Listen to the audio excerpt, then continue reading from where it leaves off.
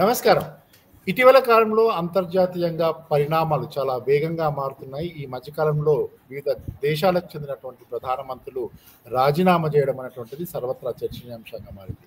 ఈ మధ్య కాలంలో అంటే ఈ నెల 7, 8, 9 తారీఖుల్లో నేపాల్, ఫ్రాన్స్ అలాగే జపాన్ దేశాలకు చెందినటువంటి ప్రధానమంత్రులు వివిధ రకాలుగా పదవీచ్యుతులైనటువంటి సందర్భం మనం చూస్తున్నాం. ఈ నేపథ్యంలో అంతర్జాతీయ అంశాల విశ్లేషకులు, ప్రముఖ రాజకీయ సామాజిక విశ్లేషకులు పాపారావు గారు మనతో ఉన్నారు. సార్ నమస్తే అండి. నమస్తే అండి. సార్ ఇటీవల మనం చూస్తున్నాం అంటే చాలా ఫాస్ట్ గా జరుగుతున్నట్టున్నాయి డెవలప్మెంట్స్ అన్ని కూడా. గతంలో మనం ఇక్కడ బంగ్లాదేశ్ చూసాము, శ్రీలంక చూసాము, మన పక్కనే ఉన్నటువంటి నేపాల్ సిచ్యువేషన్ ఏ రకంగా ఉందో చూసాం. ఇటువంటి పరిస్థితుల్లో 3 రోజుల్లో 3 ప్రధానమంత్రులు పదవీచ్యుతులు కావడం అనేటువంటిది డెఫినెట్ గా ఇట్స్ ఒక డిస్కషన్ పాయింట్ గా చెప్పుకోవచ్చు. సో ఎట్లా విశ్లేషిస్తారు సార్? దీనికి గల కారణాలు ఏంటి అంటే ఏం చెప్తారు? అంటే ఈ మధ్యకాలంలో ప్రపంచవ్యాప్తంగా ఒక మాట కొంచెం ప్రాచుర్యం పొందింది, పాలీ క్రైసిస్ అనే మాట. పాలీ క్రైసిస్ ప్రపంచాన్ని ఇప్పుడు బహుళ సంక్షోభాలు, మల్టిపుల్ క్రైసిస్ చుట్టుముడుతున్నాయి. నిరుద్యోగం దగ్గర నుంచి, ధరల పెరుగుదల దగ్గర నుంచి, పర్యావరణ కాలుష్యం దగ్గర నుంచి ఇట్లాంటి రకరకాలైనటువంటి బహుళ సంక్షోభాలు ప్రపంచాన్ని చుట్టుముడుతున్నాయి. ఈ సంక్షోభాలకి దరిదాపుగా ఏ దేశం మినహాయింపు కానటువంటి పరిస్థితి ఉంది. ఒకేసారి అన్ని రకాల సంక్షోభాలు వచ్చి వ్యవస్థను చుట్టుముడుతున్నాయి. మీకు ఇప్పుడు మీరు చెప్పినటువంటి 7వ తారీఖు, 8వ తారీఖు, 9వ తారీఖు జరిగిన రాజీనామాలు, జరిగిన పరిణామాలు ఫ్రాన్సు, జపాను, నేపాల్, ఈ పరిణామాలన్నిటి వెనక కూడా ఒక కామన్గా ఉన్న ఇష్యూ తీసుకుంటే ఒకటి నిరుద్యోగం అనేది ఖచ్చితంగా కామన్గా కనపడుతుంది. సరే, అలాగే ధరల పెరుగుదల కూడా, కాస్ట్ ఆఫ్ లివింగ్ బతకటం కష్టంగా ఉందనేది ఒకటి. దాంతోపాటు ఫ్రెంచ్ సందర్భంలో ఫ్రాన్స్ కేసులో తీసుకుంటే పెరిగిపోయిన ఆ దేశం అప్పులు, అలాగే పొదుపు చర్యలు, ఆ దేశ ప్రభుత్వం పెరిగిపోయిన అప్పుల దృష్ట్యా, బడ్జెట్ డెఫిసిట్ దృష్ట్యా ఒక 40-51 బిలియన్ల డాలర్ల దాకా బడ్జెట్ కోత విధించుకునే ప్రయత్నం చేసింది. దాని మీద తిరుగుబాటు మొదలైంది అక్కడ. అంటే అదంతా సంక్షేమం మీద కోత పడుతుంది. అంటే ప్రజలకు దొరికే రాయితీలు కానీ, ప్రజలకు ఉండే ఉపయోగపడే అన్ని విషయాల మీద కోత పడుతుంది. కాబట్టి ఒక్కసారిగా తిరుగుబాటు వచ్చింది. సరే, ఫ్రాన్స్లో ఇదేమి కొత్త కాదు. మామూలుగా జపాన్లో ప్రధానమంత్రి మారటం ఈ మధ్యకాలంలో అసలు మామూలుగానే. ఏబ్, ఆయన గతంలో షియో ఏబ్ ఏదో ఉంది, ఆయన ప్రధానమంత్రి పదవి నుంచి వైదొలిగిన తర్వాత కాస్త ఒడిదుడుకులు ఎక్కువగానే ఉంటున్నాయి. తర్వాత నేపాల్లో కూడా గత 20 సంవత్సరాల్లో 17 మంది ప్రధానమంత్రులు మారారు. చాలా వోలటైల్ వాతావరణం. ఫ్రాన్స్లో చాలా సర్వసాధారణంగా నా గుర్తున్నంతలో 2007 ప్రాంతంలో అనుకుంటా కూడా చాలా పెద్ద ఎత్తున తిరుగుబాట్లు. అసలు అది ఫ్రెంచ్ నిరంతరంగా ఫ్రాన్స్ దేశం విప్లవాల నుంచి విప్లవానికి ప్రయాణం చేస్తుందా అన్నట్లుగా ఉంటుంది. మీరు ఆ తర్వాత 2018లో మళ్ళీ ఎల్లో వెస్ట్ అనే పేరుతో ఫ్యూయల్ ధరలు పెంచి దాని మీద ఫ్యూయల్ ధరల సంబంధించి ఎల్లో జాకెట్స్ దాంతో ఆ రోజు ఫ్రాన్స్లో తిరుగుబాటు వచ్చింది. దాని కంటిన్యూషన్ ఇప్పుడు జరుగుతుంది. ఈరోజు కూడా ధరల పెరుగుదల కానీ, జీవన ప్రమాణాలు కానీ, బతకటం కష్టంగా ఉందనేది కానీ ఫ్రాన్స్ ప్రజల యొక్క తీవ్రమైన ఆరోపణ. సో ఓవరాల్గా ఏంటంటే ప్రపంచవ్యాప్తంగా ఈ 3 దేశాలనే మనం ఇప్పుడు చెప్పుకుంటున్నాం. ఇందాక లిస్టు వేరే చెప్తాం, ఎందుకంటే ఈ 3 దేశాలు వరుసగా 7, 8, 9 3 తారీఖులు. ఒక విషయం సార్, యాక్చువల్గా అంటే ఇప్పుడు మనము ఒక నేపాల్ ఒకటి పక్కన పెడితే, జపాన్ కానీ, ఫ్రాన్స్ కానీ ఒక రకంగా వరల్డ్లో వాటికి ఉండేటువంటి ఒక సిగ్నిఫికెన్స్, వాటికి ఉండేటువంటి ఒక ప్రత్యేకంగా ఒక అభివృద్ధి చెందినటువంటి దేశాలుగా, అభివృద్ధికి ఒక ఆనవాళ్ళుగా ఉన్నటువంటి దేశాలు, ఇట్లాంటి సిచ్యువేషన్లో ఒక పొలిటికల్ అన్రెస్ట్, పొలిటికల్గా ఒక అన్సర్టనిటీ అనే దాన్ని ఎట్లా అర్థం చేసుకోవాలి? ఎందుకంటే ప్రపంచవ్యాప్తంగా కూడా ఆర్థిక మాంద్యం రాబోతుంది, మళ్ళీ మనం ఒకసారి రెసిషన్లోకి వెళ్ళిపోతాము అని చెప్పి ఒక భయాందోళన నెలకొన్నటువంటి సమయంలో ఇట్లాంటి వాటిని ఏ రకంగా, అంటే ఒక పొలిటికల్గా అన్రెస్ట్ ఉంది అంటే డెఫినెట్గా అక్కడ ఉన్నటువంటి ఫైనాన్షియల్ సిచ్యువేషన్ కూడా డిఫికల్ట్గా ఉంటుంది. సో ఇటువంటి నేపథ్యంలో ఈ పొలిటికల్ వర్సెస్ ఎకానమీ దాన్ని మనం లింకప్ చేస్తూ చెప్తే ఎట్లా చెప్పాల్సి? అంటే మీకు కరెక్ట్గానే చెప్పారు, ఆర్థిక సంక్షోభం ఉంది కాబట్టి రాజకీయ సంక్షోభాలు, రాజకీయ సంక్షోభం నేపాల్లో కూడా అదే పరిస్థితి. వాస్తవానికి ఆర్థికంగా సమస్యల నుంచే రాజకీయ సంక్షోభం, అవినీతి, అసమానతలు, అన్ఎంప్లాయ్మెంట్ అన్ని ఆర్థిక సమస్యలే. ఆర్థిక సమస్యల మూలాలుగా రాజకీయ సంక్షోభాలు పెళ్ళుపుతున్నాయి. దానిలో మీరు చెప్పిన మాంద్యం దిశగా ప్రపంచం ప్రయాణిస్తున్న దానిలో చిన్న సవరణ ఏంటంటే ఆల్రెడీ ప్రపంచం 2008 నుంచి మాంద్యంలోనే ఉంది.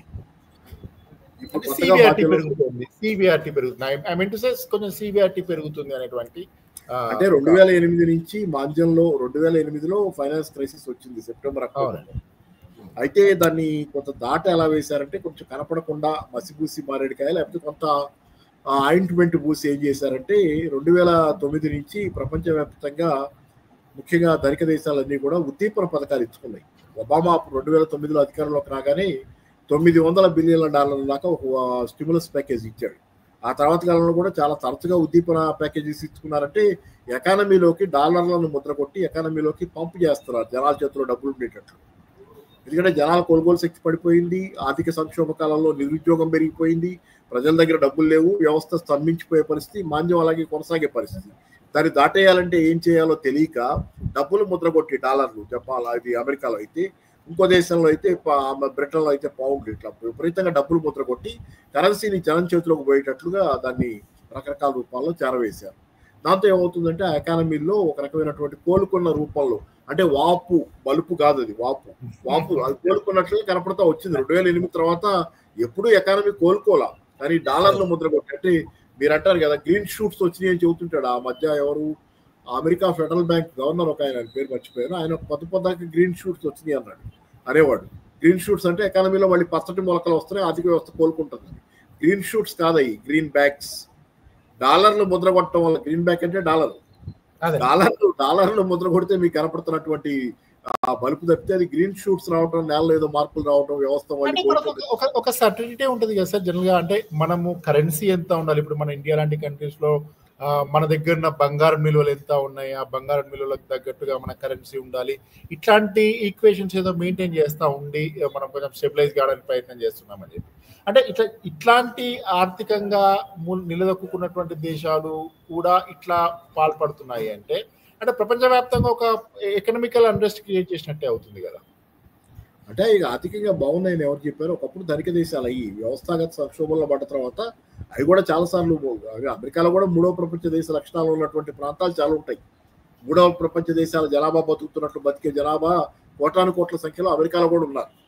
కాబట్టి ఇప్పుడు ఫ్రాన్స్ అయినా జపాన్ అయినా ధనిక దేశాలు ఎప్పుడు నిన్నటి మాట అది స్థిరంగా 90ల వచ్చేసరికి జపాన్లో సంక్షోభం మొదలైంది.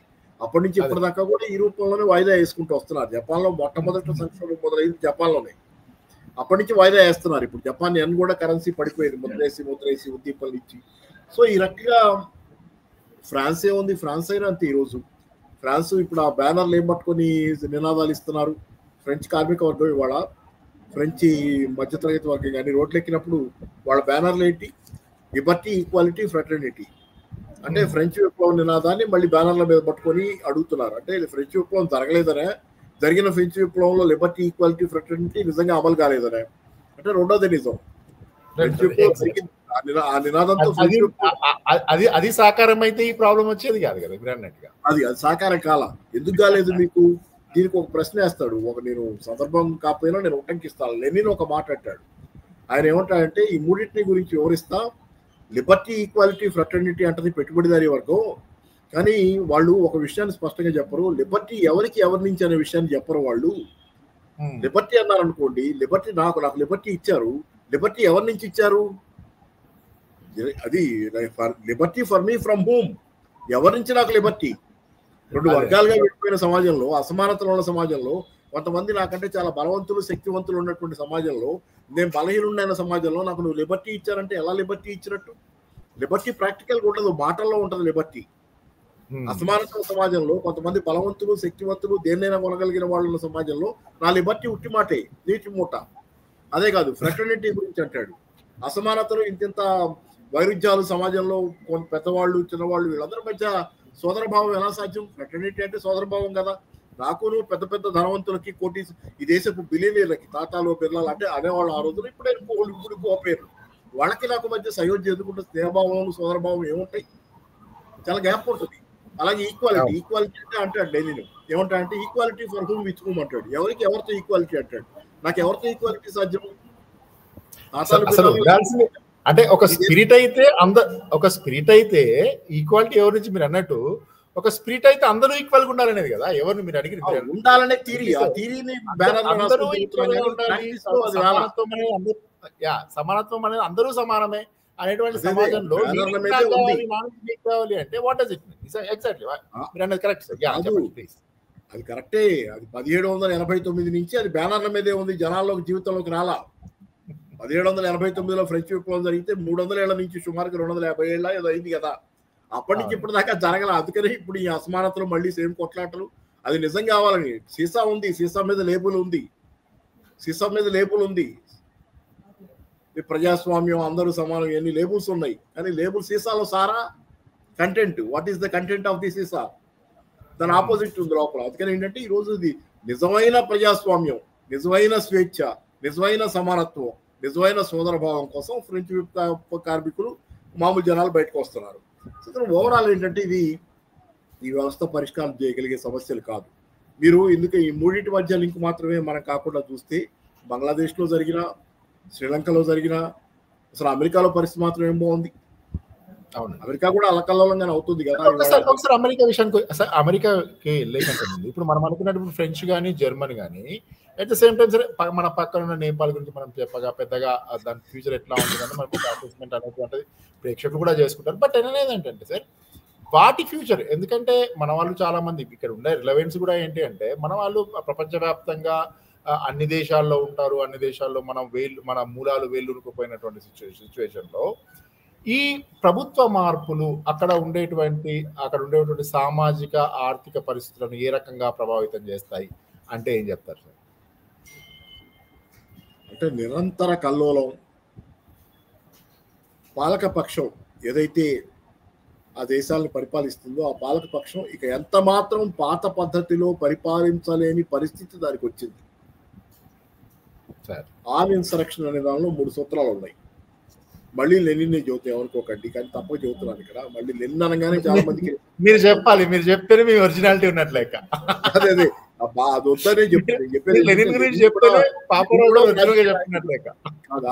లెనిన్ కూడా ఒక రాజకీయ నాయకుడు, అందరిలాంటి రాజకీయ నాయకుడు, కాకపోతే ఆయన భిన్నమైన రాజకీయ నాయకుడు, భిన్నమైన కూడా అని చెప్పాడు. కాబట్టి అది కూడా వింటే తప్పులేదు. దాన్ని వెనక ముందే మీ గురించి కాదు, జనరల్ గా మనకు ఆడియన్స్ ఉంటారు కదా.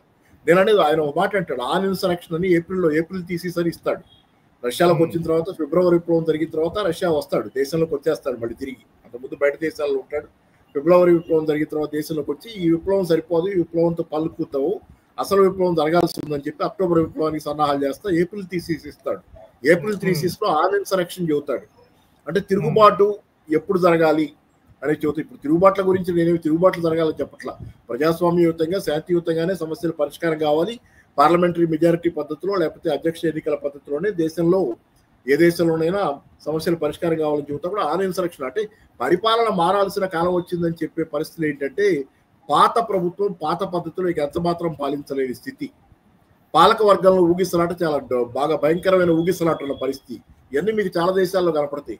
బ్రిటన్లో కూడా ఆ మధ్యకాలంలో ఆయన ఇన్ఫోసిస్ నారాయణమూర్తి గారు అల్లుడు, ఆయన పేరు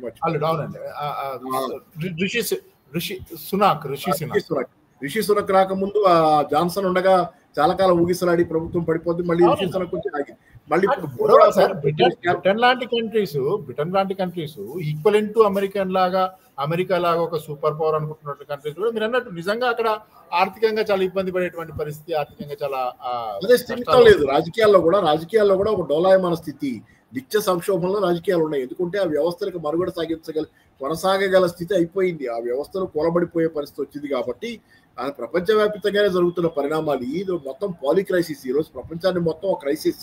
నిరుద్యోగం చుట్టుముట్టింది. నిరుద్యోగం రాను పెరిగే సమస్య. నేను చాలా మందిని ఇక్కడ కూడా హెచ్చరిస్తూ వస్తున్నాను. ఆంధ్రప్రదేశ్, తెలంగాణ రాష్ట్రాలైనా ఏ రాష్ట్రాలైనా, ఎందుకంటే దగ్గరలో మనం ఉన్నది తెలంగాణలో నేనున్నాను. సరే ఆంధ్రప్రదేశ్ మన పక్కన రాష్ట్రం, మన తెలుగు రాష్ట్రమే. కాబట్టి ఈ 2 రాష్ట్రాల గురించి కూడా నేను మాట్లాడేటప్పుడు ఈ రాష్ట్రాల్లో కూడా ముందు కాలంలో ఏ ప్రభుత్వాలు అధికారంలోకి వచ్చినా వాళ్ళకి మళ్ళీ నిరుద్యోగం అనేది ఇంకోటి సమస్య. ఎంత చిత్తశుద్ధిని ప్రభుత్వం వచ్చినా నిరుద్యోగం ఒక సమస్య. ఎందుకంటే ఆల్రెడీ అధికారంలోకి వచ్చిన పక్షాలు ఇప్పుడు కొత్తగా అంతకుముందు పాత గవర్నమెంట్లో ఫెయిల్యూర్లో నిరుద్యోగాన్ని కూడా చూపించి అధికారంలోకి వచ్చినాయి. కానీ ఇవి కూడా ఆ నిరుద్యోగాన్ని పరిష్కారం చేయలేకపోతుంది. ఎందుకంటే ఎవరి చేతిలో లేదు. నిరుద్యోగ పరిష్కారం చేయగలిగిన కాలం అయిపోయింది. వ్యవస్థాగతమైన పరిధుల్లో చట్టంలో నిరుద్యోగం పరిష్కారం కాదు. మీకు ఆర్టిఫిషియల్ ఇంటెలిజెన్స్ లాంటివి దూసుకొస్తుంటే రానున్న కాలంలో 99% ఉద్యోగాలు పోతాయని చెబుతున్నారు ఎవరైనా. మొన్న రోజు పేపర్లో అయితే 99% ఉద్యోగాలు పోవటం అంటే ఏంటి అసలు? ఏమవుద్ది వ్యవస్థ? అలాగే రాబోట్లు వస్తున్నాయి. ఒక పక్క ఆర్టిఫిషియల్ ఇంటెలిజెన్స్ సాఫ్ట్వేర్, ఇది అది నిజంగా సార్. అంటే ఒక్కోసారి సరే ఈ రకంగా ఎటువంటి పరిణామాలు దారితీస్తాయో తెలియదు, కానీ మీరు అన్నట్టుగా ఈ ఆర్టిఫిషియల్ ఇంటెలిజెన్స్, ఈ మీరు అన్నట్టు రోబోట్స్ ఇట్లాంటివి మనిషికి జీవనం పైన, ఉపాధి పైన ఒక హామీ ఇవ్వాల్సినటువంటి ఈ టెక్నాలజీ అనేటువంటిది అసలు రేపొద్దున క్వశ్చన్ మార్క్. అసలు ఏం చేస్తాము, ఎట్లా చేస్తాము? సంక్షోభంలో ఇది మేజర్ పార్ట్. యూత్ ఎందుకు వస్తున్నారు రోడ్ల మీదకి వచ్చింది? ఇక్కడ మనం చూసే చాలా దేశాల్లో యూతే, మన ఇప్పుడు చుట్టూ నేపాల్లో అదే, బంగ్లాదేశ్లో అదే, శ్రీలంకలో అదే, యూతే రోడ్ల మీదకి వచ్చింది. ఎందుకంటే చాలా పెద్ద ఎత్తున నిరుద్యోగంతో సఫర్ అవుతున్నారు వాళ్ళు. అది పెరిగే సమస్య. అందుకని వ్యవస్థాగతంగా వ్యవస్థ ఒక సంక్షోభంలో ఉంది. ప్రపంచవ్యాప్తంగా ఈ వ్యవస్థ సంక్షోభంలో ఉంది. ఈ వ్యవస్థ సంక్షోభానికి పరిష్కారం నా దృష్టిలో నాకు తెలిసినంత వరకు నాకు ఒకటి ఉంది. చాలా మీటింగుల్లో కూడా నేను మాట్లాడుతున్నాను, చాలా వీడియోల్లో కూడా నేను చెబుతున్నాను. ఈ వ్యవస్థ ఇలా పరిష్కారం చేయలేదు. ఈ వ్యవస్థలో రాను ఇది పెరుగుతా పోవటమే నిరుద్యోగం. నేను ఇప్పుడు కాదు, గత 20 ఏళ్ల క్రితం, సుమారుగా 20 ఏళ్ల క్రితం, ఇంకా కొంచెం ముందే ఆంధ్రప్రభ పత్రికలో, అప్పట్లో ఇప్పుడు కూడా ఉంది ఆంధ్రప్రభ పత్రిక, ఆంధ్రప్రభ పత్రికలో నేను ఒక వ్యాసం రాశాను. ముందు కాలంలో నిరుద్యోగమే మేజర్ ఇష్యూ అవుతుంది, నిరుద్యోగం కమ్యూనిస్ట్ పార్టీలకు సలహా ఇస్తా రాసే. అప్పుడు ఏంటంటే మీరు నిరుద్యోగ సంఘాలు పెట్టండి, విద్యార్థి సంఘాలు, యువజన సంఘాలు, మహిళా సంఘాలే కాదు నిరుద్యోగ సంఘాలు కూడా పెట్టుకోండి. ముందు కాలంలో మీకు ఆ సైన్యమే పెరుగుతుంది, నిరుద్యోగ సంఘం పెరుగుతుంది. 2003-2004లోనే నేను ఒక వ్యాసం రాసి ఆంధ్రప్రభకి ఇచ్చాను. ఎందుకంటే అప్పటి నుంచి జరుగుతుంది అది. ఈ రోజు కూడా చూడండి ఎన్ని సంఘాలు ఉన్నాయి, నిరుద్యోగులకు ఎన్ని సంఘాలు ఉన్నాయి. నిరుద్యోగమే మేజర్ ఇష్యూగా చాలా స్ట్రగుల్స్ జరుగుతున్నాయి అన్ని రాష్ట్రాల్లో. ప్రతి రాష్ట్రంలో ఎలక్షన్ జిల్లాలో ఉండే ఇష్యూ నిరుద్యోగం ఒకటి, తర్వాత ద్రవ్యోల్బణం. మేజర్ ఇష్యూ దేశం మొత్తం మీద నిరుద్యోగమే, ప్రపంచం మొత్తం మీద కూడా నిరుద్యోగం. ఈ వ్యవస్థ ఫెయిల్ అవుతుంది. కాబట్టి దీని పరిష్కారం గురించి కూడా నేను ఆ రోజు నుంచి చెప్పాను. చాలా కమ్యూనిస్ట్ పార్టీ నాయకులకు చెప్పాను, ఇలా చేయండి, వీళ్ళని మొబిలైజ్ చేయటం, ఇలా చేయొచ్చు. నిరుద్యోగానికి పరిష్కారం కూడా ఈ వ్యవస్థలో అవ్వదు. మీకు లాభాల కోసం పెట్టుబడి పెట్టినంతసేపు నిరుద్యోగం పరిష్కారం కాదు. సింపుల్, నేను ఒకటే చెబుతున్నా. ఇవాళ పెట్టుబడి పెట్టాలంటే నేను ఒక పరిశ్రమ పెట్టాలంటే పెట్టుబడి ఎప్పుడు పెడతాను? నాకు లాభాలు వస్తాయంటే పెట్టుబడి పెడతా. లాభాల కోసం పెట్టుబడి పెడతా. లాభాల కోసం నాకు రమణ గారు అవసరం లేదు. నాకు ఉద్యోగంలో రమణ బదులు ఆర్టిఫిషియల్ ఇంటెలిజెన్స్ వచ్చినటువంటి ఒక ఐకాన్, ఒక సింబల్ ఏదో ఉండి అక్కడ ఉంటుంది, అది నాకు లాభాలు తెచ్చి పెడుతుంటే మిమ్మల్ని ఎందుకు ఉద్యోగంలో పెట్టుకుంటాను? నేను ఇంకెవరినో అది ఆర్టిఫిషియల్ ఇంటెలిజెన్స్ ఈ మధ్యకాలంలో వచ్చారు కదా కొన్ని టీవీ ఛానల్స్ లో ఏఐతో పనిచే యాంకర్స్ తెచ్చారు కదా, వాళ్ళే పెట్టుకుంటే. ఎందుకంటే అది ఖర్చు తక్కువ కదా, నాకు మీతో ఖర్చు ఎక్కువ కదా. కానీ ఆర్టిఫిషియల్ ఇంటెలిజెన్స్ వచ్చిన తర్వాత లాభాల కోసం నేను పెట్టుబడి పెడితే ఎంత మాత్రమే ఈ వ్యవస్థలో లాభాల కోసమే పెడతారు. ఉన్న వ్యవస్థలో ఎవరు పెట్టుబడి పెట్టినా లాభాల కోసమే పెడతారు. లాభాల కోసం మీరు పెట్టుబడి పెడితే మనుషుల్ని పెట్టుకోరు మీరు ఉద్యోగంలో. రోబోట్లను పెట్టుకుంటే చౌక, ఆర్టిఫిషియల్ ఇంటెలిజెన్స్ వాడుకుంటే చౌక. కాబట్టి మీరు లాభాల కోసం చేసినంత కాలం పెట్టుబడులు పెట్టడం, ఈ వ్యవస్థలో ఇక మనుషులు ఉద్యోగాలు తీసుకోరు, ఉద్యోగాలు పోవటమే. కాబట్టి ముందు కాలంలో ఏంటంటే పెట్టుబడులు పెట్టేది లాభాల కోసం కాకుండా సమాజం కోసం పెట్టుబడులు పెట్టడం. సమాజ హితం. మన పక్కన ఉన్న నేపాల్కి సంబంధించి ఏదో అంటారు చూడండి, అత్త తిట్టినందుకు కాదు తోడికోడలు నవ్వినందుకు అన్నట్టు, మీరు అక్కడ ఉన్నటువంటి ఆ కరప్షన్, అక్కడ ఉన్నటువంటి ఒక అవినీతిని బయటపెట్టడంలో భాగంగా ఆ ఫేస్బుక్లో, ఆ సోషల్ మీడియా వేదికగా బాగా దాన్ని వైరల్ చేస్తున్నారు. సోషల్ మీడియాని నిషేధించినటువంటి సిచ్యువేషన్, దాంతో ఎంత ఇంట్రెస్ట్ వచ్చింది. అందరూ జనాలందరూ ఎట్లా రోడ్డు మీదకి వచ్చి ప్రభుత్వాన్ని పడగొట్టి అసలు ఒక రకంగా తిరుగుబాటు, మొత్తం తిరుగుబాటు. ప్రధానమంత్రి పారిపోయి మంత్రులందరూ ఈ రోడ్ల మీద ఉరికించి కొట్టినటువంటి సిచ్యువేషన్. సో ఎట్లా ఇక ఒక రకంగా చూస్తూ ఉంటే అంటే are we in the civilised సొసైటీలో ఉన్నామా, లేకపోతే ఏం జరుగుతుంది అనేటువంటి ఒక క్వశ్చన్ మార్క్. సివిలైజేషన్ అది కాదు, కానీ నేను అనేది ఏంటంటే ఇక్కడ మీకు సోషల్ మీడియా బ్యాన్ చేశారు, యూత్ తిరగబడ్డారు. ఎందుకంటే వాళ్ళకు ఉన్నటువంటి ఓన్లీ అవుట్లెట్, వాళ్ళ స్టీమ్ అవుట్లెట్ లాంటిది వ్యవస్థలో బద్దలైపోకుండా వ్యవస్థ, కుక్కర్కి ప్రెషర్ కుక్కర్కి స్టీమ్ అవుట్లెట్ ఉంటుంది కదా, అలాంటిదే సోషల్ మీడియా స్టీమ్ అవుట్లెట్. కానీ సోషల్ మీడియా పాత్ర కూడా ఇది చిన్నదేం కాదు, చాలా ప్రతికూలమైన పాత్ర పోషిస్తుంది. చాలా దేశాల్లో సోషల్ మీడియా చాలా నెగటివ్ రోల్ ప్లే చేస్తుంది, చాలా ప్రమాదకరమైన పాత్ర పోషిస్తుంది. ఉదాహరణ, మన నిన్న రాత్రి, నేనే పెద్ద ఫ్యాన్ని కాదు అదేం కాదు, కానీ రిపబ్లిక్ టీవీలో అర్నబ్ గోస్వామి ఒక $60 బిలియన్ నేపాల్లో ఈ రకమైన తిరుగుబాటు తేవటం కోసం $60 బిలియన్ ఎంతో కాలంగా $60 మిలియన్ల ఎంతో కాలంగా అమెరికా ప్రభుత్వం ఖర్చు పెడతా వచ్చింది ఈ సంక్షోభాన్ని తయారు చేయడానికి అని చెప్పాడు. అలాగే ఇండోనేషియాలో కూడా జరుగుతున్నాయి గొడవలు. అక్కడ కూడా $36-37 మిలియన్ల ఖర్చు పెట్టారు. ఇలా సోషల్ మీడియాను వాడుకొని ప్రపంచవ్యాప్తంగా గతంలో అరబ్ స్ప్రింగ్ మనకు తెలిసిందే కదా, లిబియాలో కానీ ట్యునీషియాలో కానీ ఈజిప్ట్లో కానీ విప్లవాలు తెచ్చి, అది కూడా అరబ్ స్ప్రింగ్ కూడా కలర్ రెవల్యూషన్స్ అంటారు. తర్వాత ఏంటంటే స్టేజ్ మీద ఇదంతా వ్యవహారం, అదంతా నిజమే. కాబట్టి దీనిలో తప్పు ఉంది. అంటే సోషల్ మీడియా పాత్ర చాలా ప్రతికూలంగా ఉంది. మన నేపాల్ గవర్నమెంట్ యాక్చువల్గా ట్రై చేసింది ఏంటంటే లైజన్ ఆఫీసర్స్ని పెట్టండి, సోషల్ మీడియాకి ఇష్టానుసారం ఉండకూడదు. సోషల్ మీడియా దానికి కొంచెం బాధ్యత, అకౌంటబిలిటీ ఉండాలి, ఆన్సరబిలిటీ ఉండాలి. కాబట్టి లైజన్ ఆఫీసర్స్ని పెట్టండి. మన భారత ప్రభుత్వం కూడా చెప్పింది కదా మధ్య లైజన్ ఆఫీసర్స్ని పెట్టమంది సోషల్ మీడియాకి, వాట్సాప్ వీటన్నిటికీ లైజన్ ఆఫీసర్స్ పెట్టమంది. దాని మీద కొంత ప్రతికూలత వచ్చినా కొంత జరిగింది. అక్కడ కూడా ఇదే అడిగారు వాళ్ళు, గవర్నమెంట్ అడిగింది లైజన్ ఆఫీసర్స్ని పెట్టుకోమని. లైసెన్స్ ఆఫీసర్స్ పెట్టుకోమంటే దాని మీద అది ఇది చెప్పి మొత్తానికి బ్యాన్ అయింది, అది గొడవలు మొదలై. కాబట్టి సోషల్ మీడియా అనేది చాలా ప్రమాదకరంగా అయింది. అందుకే నిన్న పుట్టింది ఇవాళ నేను ఫైనాన్షియల్ టైమ్స్ లండన్ నుంచి వచ్చే పత్రికలో ఆన్లైన్లో చూశాను. పుట్టిన వాట్సాప్ వీటినన్నింటినీ టెలిగ్రాఫ్ వాట్సాప్ని కాల్స్ లేకుండా, వాటి కాల్స్ ఉంటాయి కదా వాట్సాప్ కాల్స్, వాటిని రెస్ట్రిక్ట్ చేస్తా నిర్ణయాలు తీసుకొని మ్యాక్స్ అనే రష్యన్ లోకల్ అప్లికేషన్ ఉంది, అది ఈ కమ్యూనికేషన్ కోసం, దాన్ని వాడుకోమని చెబుతున్నారు వాళ్ళు, దాన్ని ప్రమోట్ చేస్తున్నారు. అట్లాగే దేశీయంగా ప్రతి వాళ్ళకు ఉండాలి. చైనా ఎంత క్షేమంగా ఉంది, ఎందుకుంది? చైనాకి వాళ్ళ అప్లికేషన్స్ వాళ్ళకు ఉన్నాయి. ఈ వాట్సాప్ గిట్సాప్ వ్యవహారాలు ఉండవు అక్కడ. యూట్యూబ్లు వాట్సాప్లు ఇట్లాంటి వ్యవహారాలు ఉండవు. బైడు వాళ్ళ ఏదో ఉన్నాయి, వాళ్ళ అప్లికేషన్స్ వాళ్ళకు ఉన్నాయి. ఎందుకంటే వాళ్ళు ఈ ప్రమాదాన్ని గుర్తించి ముందు నుంచి కూడా వాళ్ళ సోషల్ మీడియా వాళ్ళు డెవలప్ చేస్తున్నారు. ఇంతకుముందు మన దగ్గర ఒక ఊపిన టిక్ టాక్ కూడా వాళ్ళ ప్రొడక్టే కదా సార్. అదే ఏంటంటే మన టిక్ టాక్ ఇప్పుడు నేపాల్లో కూడా చెడ్డ పాత్ర పోషించిందని. నేపాల్ అన్ని బ్యాన్ చేసినా టిక్ టాక్ ని బ్యాన్ చేయాలి. వాళ్ళు టిక్ టాక్ తోనే గొడవ అయింది మళ్ళీ. మొన్న అన్ని బ్యాన్ చేశారు కదా సోషల్ మీడియా, టిక్ టాక్ వదిలేశారు, టిక్ టాక్ లో చేరి అందరు గొడవ చేశారు, అది జరిగింది. సో ఏదేమైనా సార్ ఇంకో విషయం చెప్పండి సార్. అంటే ఇప్పుడు ప్రస్తుతము అమెరికా భారత్ మధ్య ఉన్నటువంటి సంబంధాలు, అంటే అక్కడ వాళ్ళు ట్యాక్సులు ఈ సుంకాలు వేసినటువంటి నేపథ్యంలో భారత ప్రభుత్వం డెఫినెట్ గా ఆల్టర్నేట్ వేస్ ఏమున్నాయనేటువంటి వెతుకుతున్నటువంటి సందర్భంలో ఇప్పుడు ఫ్రాన్స్, ఎస్పెషల్లీ ఫ్రాన్స్ అండ్ జర్మనీలో జరిగినటువంటి పొలిటికల్ ఈ అన్సర్టనిటీ ఏదైతే ఉందో అది మన మీద ఎంతవరకు ప్రభావం చూపేటువంటి అవకాశం ఉంది? ఆల్రెడీ మనం చూసామంటే చైనాతో నడుపుతున్నారు, దానికి మనకి డైరెక్ట్ లింక్ ఏమి ఉండదు. కానీ మన దేశంలో కూడా ఏదో చేస్తారు. రాత్రి అర్నబ్ది తెల్లారుదో 4కి చూశాను నేను. అర్నబ్ మాట్లాడుతున్నాడు, స్పెషల్ అప్పీల్ చేస్తా ఈ సోషల్ మీడియా గురించి, ఎన్జిఓల పాత్ర గురించి కూడా అతను ఏదో మాట్లాడినట్టున్నాడు. సోషల్ మీడియా అనేది భారతదేశంలో కూడా ప్రమాదకరంగా ఉంది అవ్వచ్చు అనేది, అంటే వాళ్ళ రోల్ గురించి చాలా క్రిటికల్గానే మాట్లాడుతున్నాడు. ప్రమాదకరమైన ధోరణి ఉంది వీళ్ళు చాలా.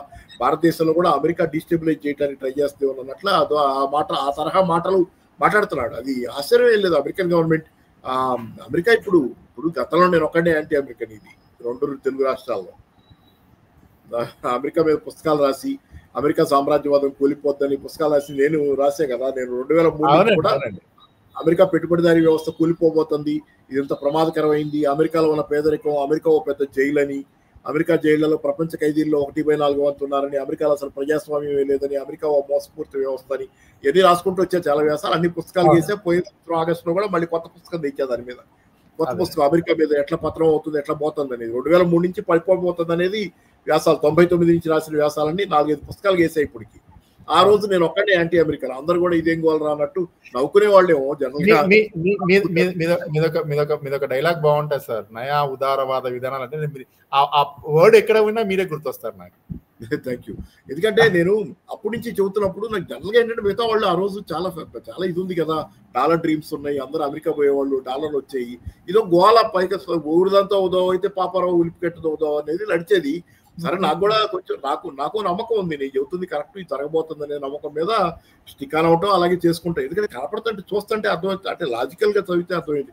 సరే, ఏదైనా వాళ్ళకి కొంత కంఫర్ట్. ఈ రోజు మొత్తం భారతదేశమే అంటే అమెరికన్ కదా, ఆఖరికి రూలింగ్ క్లాస్ తో సహా పాలకపక్షం బీజేపీలో, అంటే అర్నబ్ గోస్వామి అంటే బీజేపీని పెద్ద సపరేట్ చేయండి, ఎంతో కొంత వాయిస్ గానే ఉంటాడు కదా, పూర్తిగా ఆయన మరి బీజేపీయా కాదని నేను చెప్పను, కానీ అన్నం కోసం కూడా అమెరికా తిడుతుంటే ఇక నేను ఎందుకు నేను చదువుకోవచ్చు, పక్కన పోయి కూర్చోవచ్చు.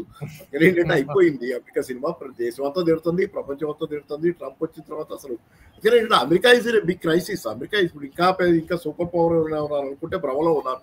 అమెరికా ఇస్ గతం, అమెరికా గతం ఇప్పుడు. అమెరికా ఒకటి సార్, ఇదైతే ఈ టాక్సెస్ ఇవన్నీ ఏవైతే ఉన్నాయో, అంటే వాళ్ళకున్నటువంటి ఎకనామికల్ అన్సర్టనిటీని కవరప్ చేసుకోవడం కోసము ఆర్థికంగా నిలదొక్కుకోవడం చేస్తున్నారని చెప్పి అనుకోవాలా, లేదంటే ఏ దేశంతో మాకేం పని లేదు, చేస్తే మా మా మాటలు వింటే వినండి లేకపోతే లేదు అనేటువంటి ఒక సుపీరియర్ కాంప్లెక్స్. అంటే ఇక్కడ ఆ దేశాల్లో నేపాల్లో సమస్యలు ఉన్నాయి. నేపాల్లో ప్రజలకి ఇది ఒట్టి సోషల్ మీడియాతో వచ్చిందే కాదు, సోషల్ మీడియా దాన్ని ఎక్స్‌ప్లాయిట్ చేసింది. నేపాల్లో నిరుద్యోగం ఉంది, నేపాల్లో అవినీతి ఉంది, నేపాల్లో అసమానతలు ఉన్నాయి, నేపాల్లో యూత్కి చాలా సమస్యలు ఉన్నాయి. ఒక పేద దేశంలో ఆ దేశంలో ఉన్న పాలక పక్షాలుగా ఉన్న అన్ని పార్టీలు, కమ్యూనిస్ట్ పార్టీలతో సహా అవినీతి మయమైపోయింది అనేది చాలా ఆరోపణలు ఉన్నాయి. కమ్యూనిస్ట్ పార్టీ నాయకుల పిల్లలు, పాలక పక్షాలు కాంగ్రెస్, అంటే అక్కడ కాంగ్రెస్ పార్టీ వాళ్ళ పిల్లలు కూడా చాలా లగ్జూరియస్ లైఫ్ గడపటం, పేద దేశంలో అంత విలాసవంతమైన కార్ల పక్కన ఫోటోలు దిగి, లగ్జరీ కార్ల పక్కన బ్రాండెడ్ బట్టలు, వాళ్ళ షో పుట్టప్, ఇదంతా చూసి జనాలకు బాగా కడుపులో రగిలిపోతుంది. అది మెయిన్ రీజన్. దాన్ని సోషల్ మీడియా నిప్పు అగ్గికాజ్యంలా తోడైంది. కాబట్టి ఏంటంటే ఇక్కడ ఏదో అమెరికా ఒకటే చేసిందని కాదు, అక్కడ పరిస్థితులు అలా ఉన్నాయి, దాన్ని అమెరికా ఎక్స్‌ప్లాయిట్ చేసింది. కానీ ఒకటి గమనించండి మీరు, శ్రీలంక చైనాకి దగ్గరైంది. శ్రీలంక అతను రణతుంగ, వాళ్ళు అర్జున రణతుంగ వాళ్ళంతా పదవిచ్యుతులు కాకముందు, ఇప్పుడు కూడా శ్రీలంక కొత్త ప్రధానమంత్రి కూడా, అధ్యక్షుడు కూడా అమెరికాకి దగ్గరే. ఆయన కమ్యూనిస్ట్, చైనాకి దగ్గరే, చైనాకి దగ్గర, ఆయన కమ్యూనిస్టు, సరే అది దగ్గర. అంతకుముందు కూడా శ్రీలంక చైనాకి దగ్గర అయింది. అక్కడ విప్లవం లాగా జరిగి వాళ్ళని పడగొట్టారు. నేపాల్ ప్రధానమంత్రి మొన్న షాంఘై కోఆపరేషన్ ఆర్గనైజేషన్ మీటింగ్కి వెళ్ళి, చైనాకి దగ్గరగా ఉంటాడు ఆయన తిరిగి వచ్చిన మరుక్షణం ఆయన పదవి పోయింది, కోల్దోశారు. బంగ్లాదేశ్లో హసీనా చైనాకి దగ్గరై చైనా పోయి వచ్చిన తర్వాత వెంటనే పదవి పోగొట్టారు. పోయి రాగానే అటు పోయి ఇటు వచ్చింది, కింద ఇక్కడ పదవి ఊడిపోయి భారతదేశానికి వచ్చేసింది.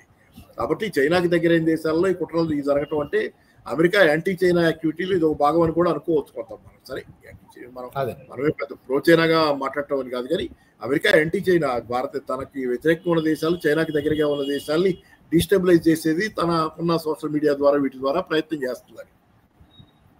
3 దేశాల లక్ష్యం. Thank you sir, thank you very much.